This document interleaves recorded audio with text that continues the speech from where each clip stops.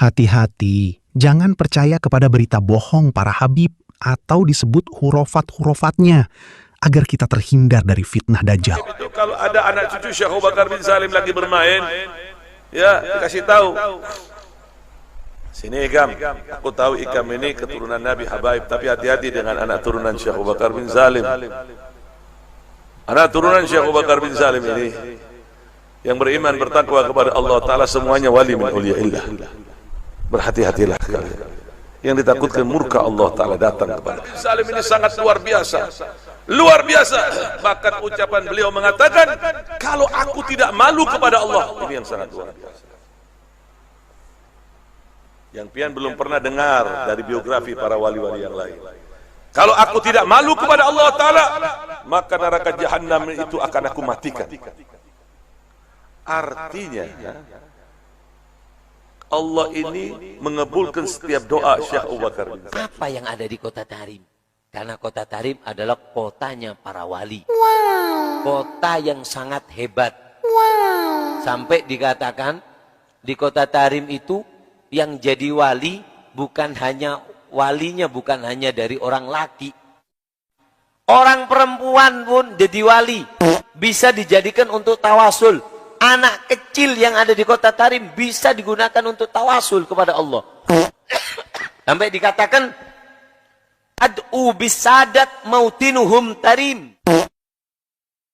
Aku memohon kepada Allah, kepada mereka para aulia Allah, pemimpin yang ada di kota Tarim. Rijaluhum wa atfaluhum summa harim.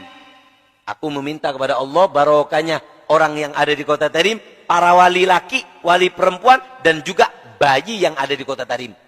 Bayinya yang ada di kota Tarim, bayi itu sudah jadi wali. Di Tarim itu mayuhammim syaribo illa wagodo mukashif. Gak tumbuh komis kecuali sudah apa? Jadi wali. Bisa baca hatinya orang. Sama kayak anaknya sambian. Mayuhammim syaribo, gak tumbuh kumis kecuali cukabin. Kalau di kota Tarim enggak. Di kota Tarim itu enggak tumbuh kumis anak kecil, mulai ngitem, kumisnya mulai numbuh sedikit-sedikit, sudah jadi wali. Hanya dikatakan, ya Tarim wa ahlaha. Ya Allah, barokah penduduk kota Tarim. Wa barokah Tarim, barokahnya kota Tarim, wa ahlaha, dan penduduk kota Tarim. Penduduknya laki, perempuan, dan anak kecil. Semuanya wali. Makanya di kota Tarim itu istimewa. Kota Tarim itu para walinya di sana nggak ada yang pakai sendal. Nggak ada yang pakai sendal, mereka jalan di kota Tarim. Ta'adduban. Idza nahnu zurnaha wajadna turabaha yafuhu lana ka'ambaril mutanaffisi. Jika aku ziarah ke kota Tarim, aku temukan debu tanah yang ada di kota Tarim menghembuskan bau wawangian yang sangat harum. Ka'ambaril mutanafisi, seperti minyak ambar yang sangat harum. Wa namsi hufatan fitaraha ta'adduban, dan kami berjalan tanpa hufatan, tanpa alas kaki di kota Tarim. Ta'adduban, sebagai adab kami kepada kota Tarim. Ka'annana namsi biwadil muqaddasi, seolah-olah kami berjalan di lembah yang suci. Kota Tarim sangat istimewa. Boleh dikatakan doa ning kota Tarim itu dikabulkan oleh Allah walaupun di dalam kamar mandi. Ning jeding doa terima. Habib Muhammad Maulana Dawila mengatakan, wahai anak-anakku, aku kepingin tahu sudah nyampe mana kamu itu. Coba ayo, coba terbang satu-satu. Disuruh terbang satu-satu. Terbang satu-satu. Bagus. Tinggal yang paling kecil kalau nggak salah lah Habib Abdurrahman Segaf. Tiri Abdurrahman, terbang. Gal marhaba. Takut anu bang. Terbang ditembus. Sampai atap rumahnya ditembus, jebol dus. Kemudian kata Habib Muhammad Maulana ngerusak gitu. Turun. Tapi juga nggak ngomong rusak, enggak, tambahan dari saya. Dus ditembus, kemudian turun, cukup yuk, ngerusak atap kamu ini. Kemudian kata Habib Rahman Senggap, demi Allah, kalau aku nggak dipanggil sama abahku, langit itu aku tembus. Dulu ada seseorang masuk ke kota Tarim, wali. Masuk ke kota Tarim, yang namanya wali, subhanallah, Allah berikan keagungan daripada karomah mereka, sampai memberhentikan matahari. Matahari itu dibuat berhenti. Agak lama asarnya. Kemudian ada perempuan kota Tarim keluar dari jendela mengatakan, "Gal ya fulan, fakka syams." Lepaskan itu yang namanya mataharinya. Kita lagi puasa ahli Tarim. Nanti kelamaan ini puasanya. Lepaskan. Subhanallah. Ini wali langsung tahu dilepaskan sehingga subhanallah. Para salin jalisus salihin fa inna ajaibuhum la yafna. Duduklah kalian dengan orang saleh. Beliau saja keturunan Nabi Muhammad banyak diacuhkan sama umat. Di zaman beliau saja umatnya Rasulullah sudah nggak peduli sama keluarga baginda Nabi Muhammad. Apa yang terjadi? Beliau langsung masuk ke dalam, semua bahan-bahan makanan semuanya dikumpulkan dengan berderai air mata, dia kumpulkan, dia berikan kepada Syarifah. Ini Syarifah, hadiah untukmu, kalau nggak ada apa-apa minta kemari, saya akan jamin daripada kehidupanmu. Setelah itu baru beliau fatwakan, mulai saat ini zakat untuk keluarga Nabi Muhammad dari majalah saya dibolehkan. Jadi ada zakat itu, ada yang memperbolehkan sampai dzurriyyat Nabi Muhammad dapetin zakat boleh. Kenapa? Baitul Mal udah nggak ada dan umat Nabi Muhammad nggak peduli sama keluarga Nabi Muhammad. Ya Allah, sekarang saya pengen tanya, Nabi Muhammad kalau ada di tengah-tengah kalian, kemudian Nabi Muhammad ngelihat dan menyaksikan kalian nggak peduli sama keluarga Nabi Muhammad, kira-kira reaksi Nabi Muhammad bagaimana kepada kalian? Tinggal Anda bayangkan saja sendiri. Enggak, habaib datang ke Indonesia bukan untuk melas. Kami enggak diajarkan minta-minta, saudara. Jangan khawatir. Habaib datang ke Indonesia bukan untuk meraup daripada harta, enggak. Kami tidak mencari jabatan, enggak. Kenapa? Itu bukan didikan dari keluarga kami. Didikan keluarga kami, lihat bagaimana Al-Habib Salim bin Ahmad bin Jindan, saya punya kakek, keluar masuk penjara. Kenapa bisa keluar masuk penjara? Membakar semangat perjuangan masyarakat Indonesia untuk merebut kemerdekaan, saudara. Al-Habib Ali bin Abdurrahman Al-Habsyi Kuitang, beliau yang memfatwakan ketika tanggal 17 Agustus Soekarno membacakan teks proklamasi mendeklarasi daripada kemerdekaan Indonesia.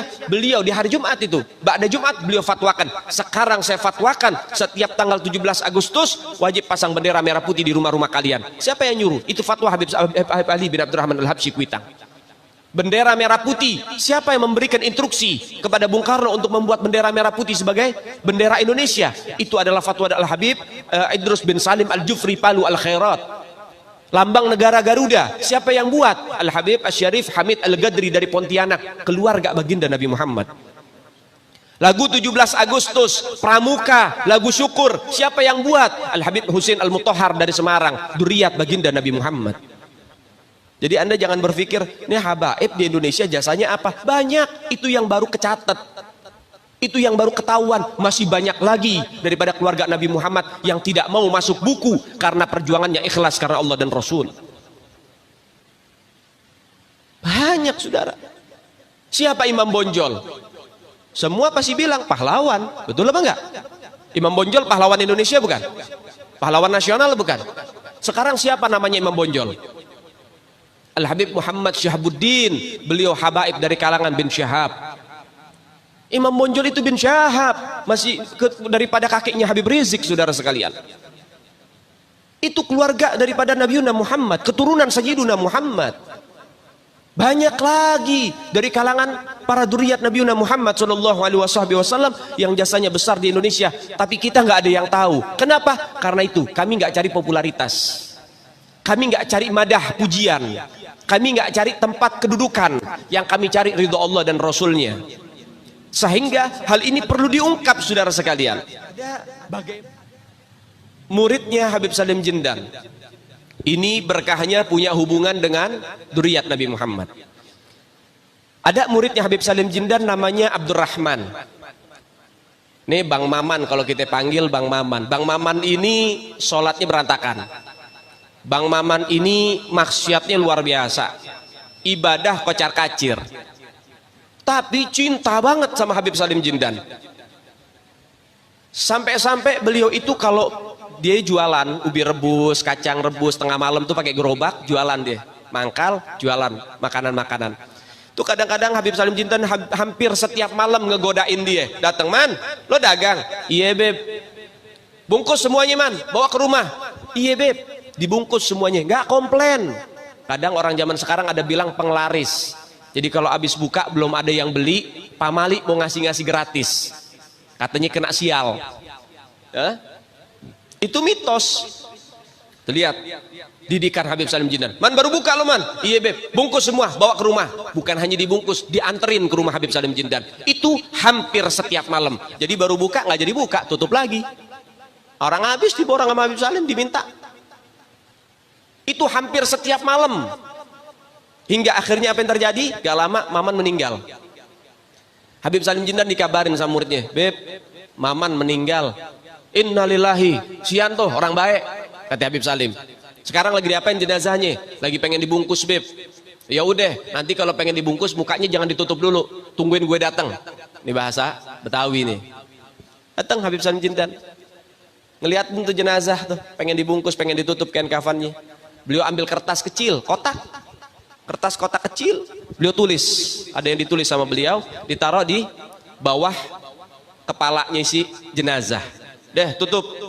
Sebelum ditutup, habis beliau tulis, ditaruh tuh kertas, beliau bilang, man gue tahu lo ibadahnya berantakan, tapi lo cinta sama dzurriyyat Nabi Muhammad, ikhlas dari dalam hati. Nanti kalau malaikat munkar nakir datang nanya pertanyaan kubur, jangan lo jawab man, lo kasih surat dari gue, lo masuk surga tanpa hisab. Dijamin sama Habib Salim. Di zaman Habib Abdullah Al-Haddad, cinta sama Habib Abdullah Haddad. Ketika di dalam kubur, kemudian datang malaikat munkar nakir, saudaranya ngelihat di dalam mimpinya. Artinya apa? Ilham dari Allah Taala untuk tarbiyah buat kita nih orang-orang selanjutnya. Ini saudaranya ditanya sama malaikat, man rabbuka? Apa jawabannya?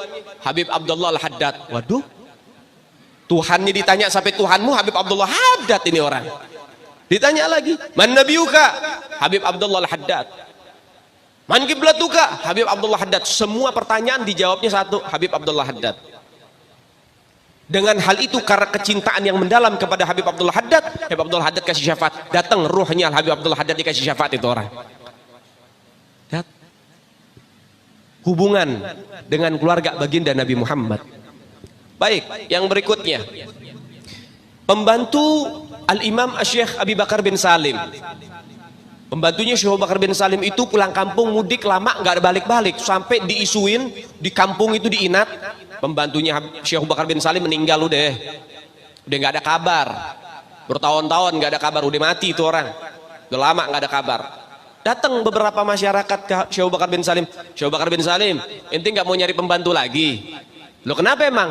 Pembantu ente yang lama udah meninggal, udah nggak ada kabar. Apa kata Syekh Abu Bakar bin Salim? Sebentar, beliau diem. Oh enggak, masih hidup. Tanya masyarakat, lo kok bisa Syekh Abu Bakar bin Salim kok masih hidup? Apa kata Syekh Abu Bakar bin Salim? Saya cari di sorga nggak ada. Saya cari di sorga nggak ada. Kata masyarakat apa? Ya kali di dalam neraka, coba dicari dulu dalam neraka. Apa kata Syekh Abu Bakar bin Salim? Orang yang melayani keluarga Nabi Muhammad, semua tempatnya di sorga, nggak ada yang di neraka. Ini yang ngomong bukan orang sekelas kita. Yang bicara Al-Imam Syekh Abi Bakar bin Salim, yang beliau selama 40 tahun sholat subuh dengan wudhu isya, artinya dari isya sampai subuh nggak pernah tidur, ibadah. Pertama. Yang kedua, setiap hari sodakohnya potong kambing 1000 ekor buat ngasih masyarakat makan. Yang ketiga, setiap malam dia bagi-bagi yang namanya roti untuk makanan para pengemis, sampai di zaman beliau nggak ada pengemis sama sekali. Yang keempat, beliau duduknya nggak pernah bersila macam kayak kita. Duduknya itu tahiyat akhir. Ketika ditanya sama muridnya, wahai Syekh Abu Bakar bin Salim, kenapa engkau nggak duduk di kursi emas? Engkau ini guru di atas guru. Semua para wali-wali itu di bawah kakimu. Engkau pantas duduk di atas kursi emas. Kenapa kau duduk di lantai dengan tahiyat akhir seperti duduknya seorang budak? Apa kata beliau? Bagaimana mungkin aku bisa duduk bersila ketika setiap aku duduk di hadapanku ada baginda Nabi Muhammad? Jadi ngelihat Nabi bukan mimpi ya godoh, lihat nyata. Itu Al-Imam Syekh Abi Bakar bin Salim radhiyallahu taala anhu warḍah. Syekh Abu Bakar bin Salim ini yang menurunkan daripada marga Al-Hamid, Habib Umar Al-Hamid bin Jindan, kita orang bin Hafid, Habib Umar bin Hafid, kemudian Al-Muhdhar, Habib Soleh Tanggul Al-Hamid, ya, kemudian Habib Muhammad bin Ahmad Al-Muhdhar. Itu keturunan Al-Imam Syekh Abi Bakar bin Salim. Punya anak 13 jadi wali semua. Anaknya beliau 13 jadi wali semua. Ketika beliau meninggal, ini anaknya pamer keramat. Ayo siapa ini yang kira-kira gantiin Aba? Al-Hamid ngeluarin rantai emas dari langit. Keramatnya Al-Hamid tuh, keluarin rantai emas dari langit sampai ke bumi. Lagi ngobrol sama kakaknya Al-Muhdhar nih, Syekh Umar Muhdhar. Ayo wahai Syekh Umar Muhdhar, nih lihat keramatannya, nurunin rantai emas dari langit. Sampai ke depan dia. Ini Habib Syekh Umar Muhdhar ketawa doang. Dia bilang sama adiknya, Al-Hamid, coba lihat tuh paling atas siapa? Gak tahu ada Syekh Umar Muhdhar megangin rantai dari atas. Lebih hebat saya, katanya. Tuh anak-anaknya bagaimana abaknya. Kemudian Al-Imam Al-Faqih Al-Muqaddam Muhammad bin Ali Ba'alawi, ini pongkolnya para ahlul bait Nabi Muhammad. Beliau punya pembantu namanya Al-Imam Syekh Said Al-Amudi. Syekh Said Al-Amudi. Kita jangan bicara Habibnya dulu, jangan bicara majikannya dulu, kita bicara pembantunya dulu deh, biar kamu tahu bagaimana kedudukan mereka dzurriyyat baginda Nabi Muhammad.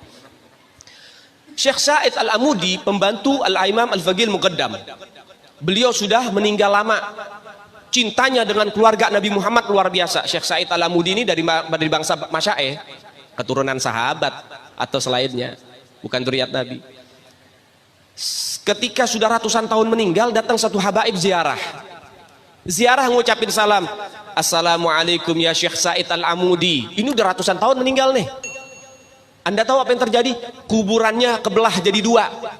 Bangkit itu Syekh Said Al-Amudi amma jasad-jasadnya. Dia katakan, waalaikumsalam warahmatullahi ya ahlul baitur Rasulillah. Kemudian diambil tangan itu Habib, dia cium tangan, kemudian akhirnya balik lagi ke kubur, masuk lagi. Tuh mereka para aulia, orang-orang yang khidmat dengan keluarga baginda Nabi Muhammad. Syekh Umar Muhdhar, anak Al-Habib Abdurrahman As-Siggaf. Jadi Syekh Umar Muhdhar ada dua. Yang pertama anak Habib Abdurrahman As-Siggaf. Ini nggak punya anak laki-laki, anaknya perempuan yang menurunkan nanti dari situ keluarga Al-Idrus. Yang kedua Syekh Umar Muhdhar keturunan tadi Syekh Abu Bakar bin Salim yang ngeluarin daripada bangsa Al-Muhdhar, Fam Al-Muhdhar, Habib Hasan Al-Muhdhar di sini ya Samarinda. Nah itu masih keturunan beliau. Al-Habib Syekh Umar Muhdhar ini di Hadramut. Beliau itu di kuburannya ini belum meninggal dibilang, saya nggak akan pernah ridho siapapun yang lewatin kuburan saya. Jadi kalau ada burung lewat mati langsung. Saking hebatnya beliau. Sampai akhirnya ada satu habaib doa, Bib, ini nanti Hadramut Tarim akan banyak orang-orang datang untuk mencari ilmu dan berkah. Kalau antum nggak cabut sumpah antum, nanti mereka naik apa ke sini, akhirnya mati. Tolong dicabut. Akhirnya dicabut sampai gini hari, akhirnya nggak terjadi. Dulu itu terjadi. Kalau ada burung lewat, jatuh mati. Syekh Umar Muhdhar ini punya anak kecil namanya Aisyah. Beliau datang hal, orang wali kalau lagi datang hal bawaannya pengen ibadah. Nah kalau pengen ibadah biasanya kholwat. Kholwat itu menyendiri di kamar sendiri, udah ibadah, wirid, zikir. Tapi hebatnya mereka orang-orang wali, kalau wirid tembok ikut zikir, keluar suara. Paham ente? Tempat duduk, karpet, kayu, semua itu keluar suara, zikir bareng sama mereka orang-orang wali. Itu mereka orang wali, orang-orang saleh, kholwat, menyendiri. Datang hal, dia bilang sama istrinya, istri, jangan ada siapapun yang masuk kamar kholwat saya ya, saya pengen kholwat. Iya, sudah istrinya masak di dapur. Syekh Umar Muhdhar lagi kholwat, lagi baca zikir. Kemudian anaknya masih kecil, masih balita, lari sana, lari sini. Kemudian tiba-tiba robos masuk ke kamar kholwat. Nah orang-orang wali kalau sudah zikir, istighraq, mendarah daging, mendalami sampai lupa apapun, nggak ngelihat apapun. Sehingga ketika beliau kaget ada suara orang masuk, langsung dibilang, mut, mati kamu. Seketika itu anaknya kebakar, mati langsung. Sadar daripada Syekh Umar Muhdhar, waduh, anak saya meninggal ini. Dipanggil istrinya, dimarahin. Ana udah bilang, jagain. Kenapa kamu lepasin begini? Nangis itu ibu. Kemudian tiba-tiba berhenti, ntar dulu. Kita punya pembantu, sini pembantu dipanggil. Sini pembantu, khadamah sini, pembantu. Ibu, kenapa? Mulai kapan kamu berani berbohong? Kamu ini ikut sama keluarganya Rasulullah. Kamu ini pembantunya keluarga Nabi Muhammad. Mulai kapan kamu berani berbohong? Maksudnya Bu, dari semenjak anak ini lahir, kamu suka gendong. Ya kalau bahasa kita dininak boboin. Jadi kalau lagi digendong dibacain, dinyanyiin lagu. Apa lagunya? Ya bintul gutub, ya zaujatul gutub, ya ummul gutub. Wahai putri dari seorang gutub, wahai istri dari seorang gutub, wahai ibu dari seorang gutub. Maksudnya bu, ya kamu bohong, ini anak masih balita. Kalau kamu katakan bintul gutub, putri dari seorang gutub, betul, ayahnya gutub. Tapi kamu mengatakan, ya zaujatul gutub, wahai istri seorang gutub, ini anak belum menikah, belum jadi istri, tapi sudah meninggal dunia. Berarti itu menjadi kebohongan buat kamu. Sampai begitu didikannya, saudara. Sampai itu dicap bohong. Apa kata pembantunya? Enggak bu, saya enggak bohong. Itu diambil jenazahnya, diindung-indung lagi, dibacain lagi, ya bintul gutub, ya zaujatul gutub, ya ummul gutub. Itu anak langsung bergerak, berdiri, langsung lari-lari lagi, hidup lagi itu anak. Ini baru pembantu nih. Kata Syekh Umar Muhdhar, kamu mau ngelawan takdir, anak mati kamu hidupin. Apa kata pembantunya? Enggak tuan, yang ngelawan takdir duluan kan tuan, anak hidup dimatiin. Dia taslim, nyerah satu sama. Ya udah, berarti memang udah takdirnya. Kan tadi hidup, kemudian mati, ya, kemudian sama pembantunya dihidupin lagi. Tuh lihat, makanya Nabi bilang apa? Ummati kal anbiya bani Israel. Umat saya itu mereka seperti nabi-nabi Bani Israel. Jangan lagi Rasulullah kita bicara, jangan lagi Rasulullah. Kalau misalnya Nabi Musa bisa ngidupin orang mati, Nabi Isa bisa hidupin orang mati dan mau mengobati orang yang kena kusta dan lain sebagainya, umat Nabi Muhammad banyak yang bisa. Paham? Al-Imam Syekh Abdul Qadir Jailani dulu pernah ngidupin orang, satu pemakaman umum dihidupin sama beliau. Datang satu orang anak, wahai Syekh Abdul Qadir Jailani, saya ini pengen minta tolong. Minta tolong apa? Saya pengen ziarah ke makam orang tua, terus tapi saya lupa makamnya di mana. Saya kubur di mana saya lupa. Saya cuma ingat tempat pemakaman umumnya. Waduh, ini anak durhaka. Makanya nih yang suka ngeharamin ziarah, hati-hati tuh. Yang suka bid'ah-bid'ahin ziarah, nanti tahu-tahu makam orang tuanya di mana lu nggak tahu lagi. Sampai nggak tahu ini anak. Kemudian akhirnya apa? Di mana tempat pemakaman umumnya? Di sono. Datang. Ini pemakaman umum yang dimakamin ribuan orang ini. Datang sama Syekh Abdul Qadir Jailani. Itu dari pintu gerbang ada makam. Gum biiznillah, bangkit kamu dengan izin Allah. Itu mayat bangun. Tanya, "Nih bapak kamu bukan?" "Bukan." "Oh, mati lagi." Gum biiznillah, bangkit. "Kamu ini bukan?" "Bukan." "Mati lagi." Terus sampai satu pemakaman umum dihidupin. Lihat bagaimana keberkahan umat baginda Nabi Muhammad sallallahu alaihi wasallam. Itu Syekh Abdul Qadir Al-Jailani yang disebut Qutbur Rabbani. Al-Imam Syekh Abdul Qadir Al-Jailani di dalam kitab Habib Salim Jindan, beliau memberikan daripada kisah magom Al-Imam Syekh Abi Bakar bin Salim. Syekh Abu Bakar bin Salim itu dulu pernah ditampakkan nama Allah Ta'ala, dibuka hijabnya, diliatin magom semua para aulia, ma taqaddama wa ma ta'akhir, dari yang pertama sampai yang telah terakhir, diliatin. Itu katanya apa? Seperti bintang-bintang kejora. Termasuk magomnya Syekh Abdul Qadir Jailani seperti bintang kejora. Ada dua magom yang seperti bulan dibelah dua. Ada dua magom, dua kedudukan aulia seperti bulan dibelah dua. Yang sebelah itu magomnya Syekh Abi Bakar bin Salim. Syekh Abu Bakar bin Salim deh. Yang sebelah lagi itu magomnya seorang perempuan dari Jamalul Lail.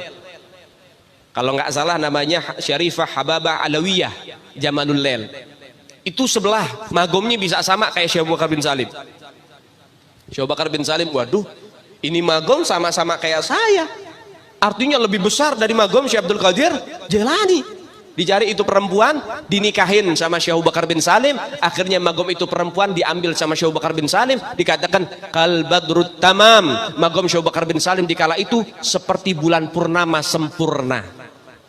Syekh Abu Bakar bin Salim, yang mana beliau ini ruhnya pernah diturunkan oleh Allah lebih dulu sebelum beliau dilahirkan untuk menolong kakeknya yang masih bujangan waktu pengen dirampok. Itu Syekh Abu Bakar bin Salim. Jadi kalau kita bicara tentang bagaimana para ahlul bait Nabi Muhammad, luar biasa. Tapi saudara, sekali lagi saya katakan, yang bisa cinta sama keluarga Nabi bukan semua orang. Yang bisa cinta itu orang pilihan yang Allah pilih. Kalau kau punya cinta kepada Rasul kakeknya, kau akan bisa cinta kepada cucunya. Kalau kau cinta kepada cucunya, kau akan tambah cinta kepada kakeknya. Karena kau pasti kagum kepada cucunya, apalagi kepada kakeknya. Jadi kalau bukan pilihan Allah, dengar ceramah saya, dengar cerita semua kiai, semua ustadz, semua habaib tentang kemuliaan habaib, tetap nggak bakal cinta sama dzurriyyat Nabi. Ingat, kalau sudah khatamallahu ala qulubihim wa ala sam wa ala absar risyawata wa lahum adzabun adzim. Kalau sudah hati dimatikan oleh Allah, telinganya itu tuli, bukan tuli di dalam lahiriah tapi batiniyah. Dikasih nasihat pasti nolak. Apa ini Habib baru kemarin sore lahir, tuaan juga saya, lebih tahu saya, pakai sosokan bicara lagi. Dia menolak, matanya akan menolak. Bagaimana Allah Ta'ala kirimkan bala dan musibah, semuanya Allah tumpahkan karena kebanyakan kemaksiatan, tetap aja yang dolim-dolim, yang rampok-rampok, yang suka fitnah jalan terus, yang hasut jalan terus, yang benci sama ulama jalan terus, tetap gak bakal berubah. Kenapa? Hati sudah dimatikan oleh Allah Ta'ala. Na'udzubillahi min. Hanya satu yang bisa menyadarkan mereka, apa? Siksa dari Allah Subhanahu wa Ta'ala. Maka oleh sebab itu sadar sebelum disiksa. Mudah-mudahan hati kita selamat, mudah-mudahan hati kita cinta sama keluarga Nabi Muhammad, mudah-mudahan hati kita mahabbah sama Sayyiduna Muhammad dan keluarganya, mudah-mudahan hidup kita berkah dunia sampai akhirat. Mudah-mudahan jangan sampai hati kita ada cacat benci keluarga Nabi Muhammad, sampai ada hasud, iri, dengki kepada keluarga baginda Nabi Muhammad. Mudah-mudahan kita yang kumpul sama para habaib dikumpulin sama baginda Nabi Muhammad. Mudah-mudahan kita semua yang cinta sama para habaib, para kiai, para ulama akan mendapat cinta dari baginda Nabi Muhammad. Mudah-mudahan kita punya wajah-wajah kita dipandang sama Rasulullah dengan pandangan mahabbah, dengan pandangan kerinduan, pandangan kecintaan. Jadi kalau Nabi nggak nemuin kita, mudah-mudahan Nabi bakal cari kita, bakal kasih syafaat buat kita semua. Dan mudah-mudahan keluarga besar kita dijaga sama Allah dengan sebaik-baik penjagaan, diberi hidayah dengan sebaik-baik hidayah dari Allah Ta'ala. Mudah-mudahan keluarga kita jadi sakinah, mawaddah, warahmah. Mudah-mudahan kita punya anak-anak menjadi anak-anak yang soleh dan soleha. Mudah-mudahan kita punya keluarga bisa mendapatkan husnul khatimah. Mudah-mudahan kita mendapatkan berkah dalam rezeki kita setiap waktunya, sehingga nggak akan masuk kepada perut anak dan istri kita kecuali daripada harta yang halal yang barokah. Dan mudah-mudahan dosa-dosa kita diampuni oleh Allah Subhanahu wa Ta'ala. Rabbi fanfa'na bi barakatihim. Jika ku ucap kata taubat sebelum kau memanggilku.